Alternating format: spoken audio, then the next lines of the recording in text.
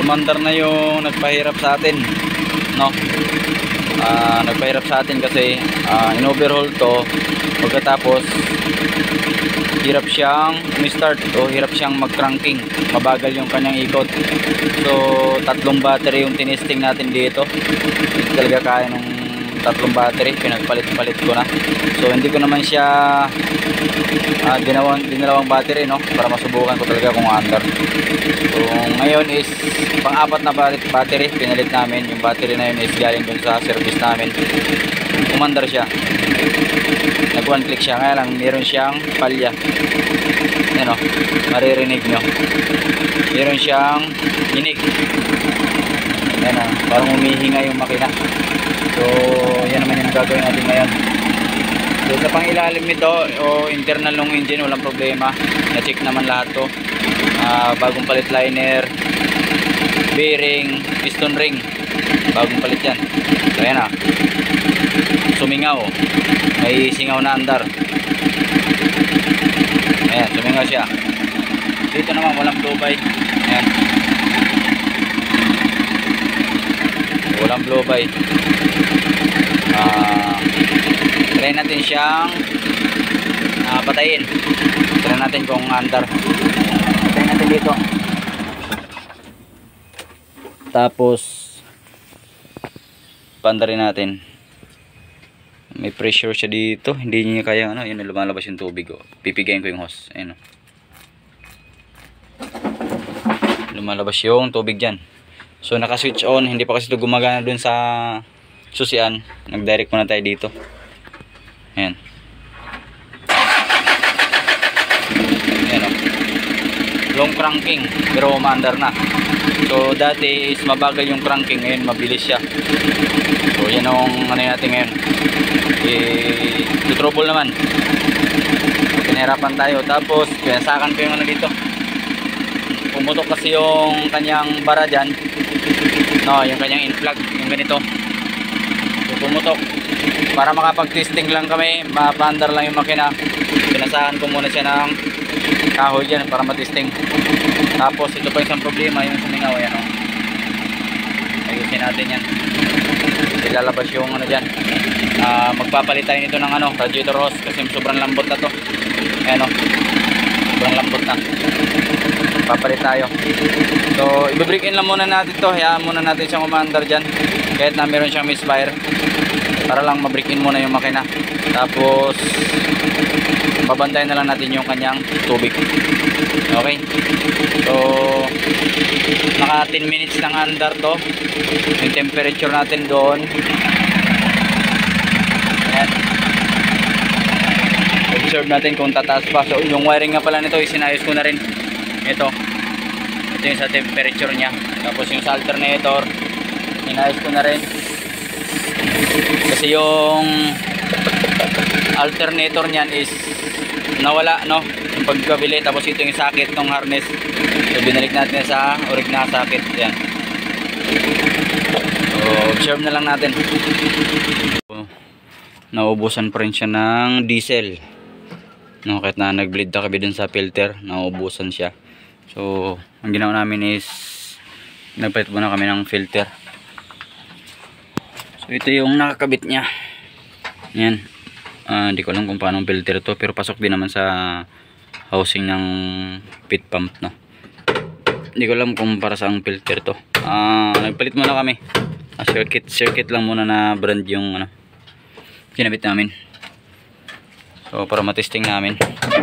Ano yung baklas pa yan, talagang bubuin pa to. So 4x4 nga pala to na Kia. Yan, dito isang cambio natin. So 4x4 na binubuo natin. So antay lang natin matapos yung pagkabit doon ng kasama natin. Sila alim, masikip doon. Ayun o, papalit ang filter o. Sobrang sikip. Malupit pa yan o, may nakapatong pen sa taas o. Oh, ilan yan, isang flooring na stainless sa baba, tapos meron pang basang buong drop side sa taas. Yan, so ganyan kami kasikip. Puno, ayan o. Oh. Okay, so antayin lang muna na matapos yun, tapos observe natin, panda rin natin. Nawawala, no? Ilan din mo ano? Lalambot. Hmm. Sarado ka, pirme mo. Pirme. Posible naman to. Marami namang diesel sa tangke. Okay, bomba. Tumigas? Ano pa rin? Ha? Ano pa rin? Ayaw tumigas? Ayaw. Yan. Pero dapat hindi na nilalambot pag umandar na eh. Ito ng injection pump yung bubomba niyan eh. Oo. Testingin muna natin. Sige. So testingin natin guys. Switch on. Ayan. Expand rin natin. Pa-direct to.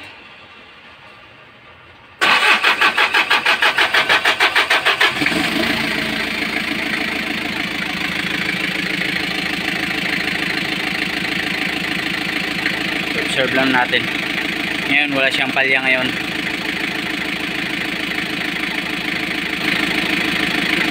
Testingin lang natin.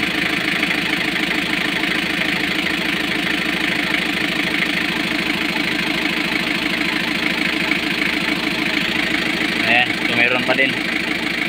Namamalya pa rin siya. Ayan o. Humihinga-hinga pa din siya, no?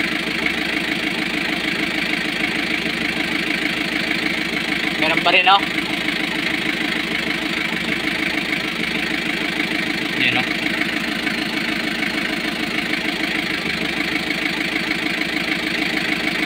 Meron pa din siyang palya, hindi nawawala. Ayan, no?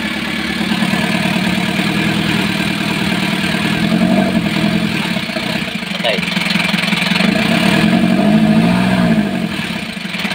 Yun, patay.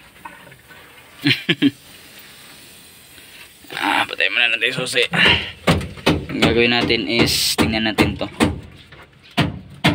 So dati meron akong nagawang Kia na meron siyang strainer dito sa injection pump.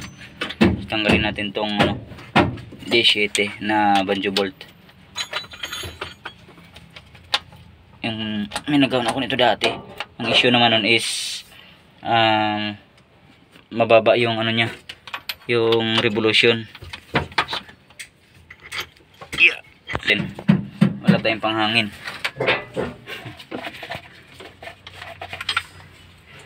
May panghangin sana tayo.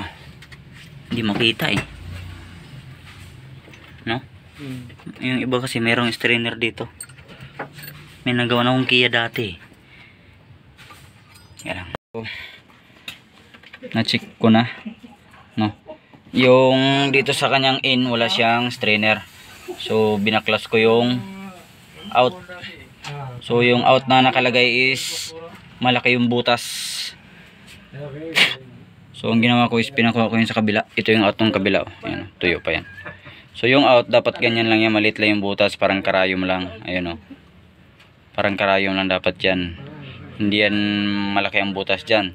So sa mga sa mga naka electronic, yung mga diesel, ito yung pinaka relief valve nya, no? So ito isa lang talaga butas niyan. So yung isa kasi sobrang laki, malaking butas. So ang nangyari dun is yung pinapump ng dun sa pit pump, pag minanwal ng pump is bumabalik lang agad sa tangke, no? Napupunta lang agad sa return. So ito susubukan ko tong isa. So sana umubra to. So pagkakalam ko kasi talaga maliit ang butas na return. Yan. So tsaka natin siya nga ipapa bleed doon. Ayan. So kabit na natin. So iba yan. Baka kalahin nyo yan pa rin yan. Makikita nyo kalawangin yan, oh. Oh, kalawangin. May nakalagay na out. Yung dito is yan, malinis. Walang kalawang yung mga yan. Maputik lang. So testingin lang namin to. So, sana umubra. Bibleed mo doon.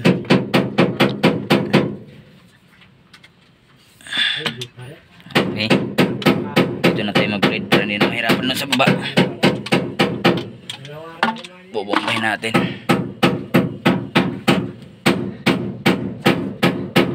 Okay.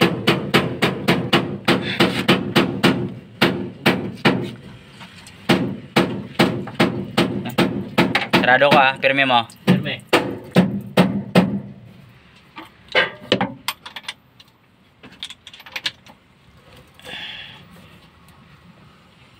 Sige, bomba. Dapat titigas na yan.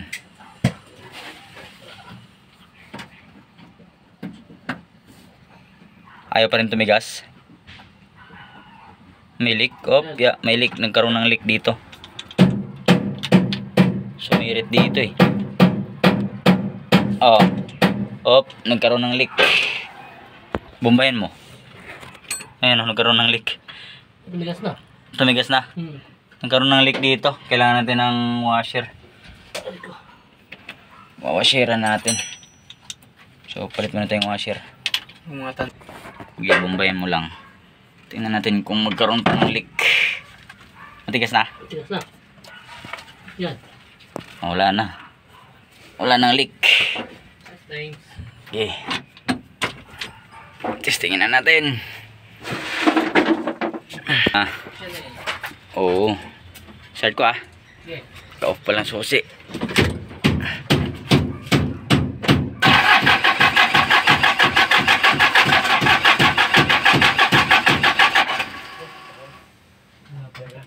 Ayaw Heater natin.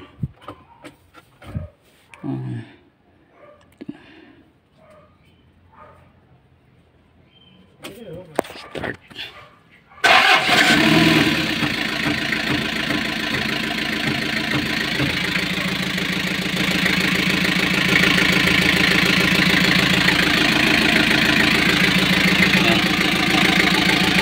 Sana hindi magbago.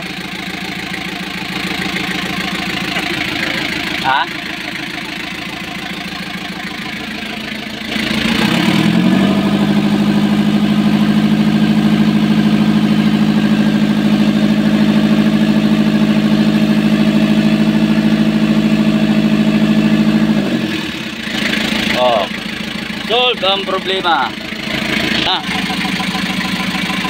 Okay na yung ano niya. Andar. Pwede na service. Pwede na i-service. Hindi na mamatay.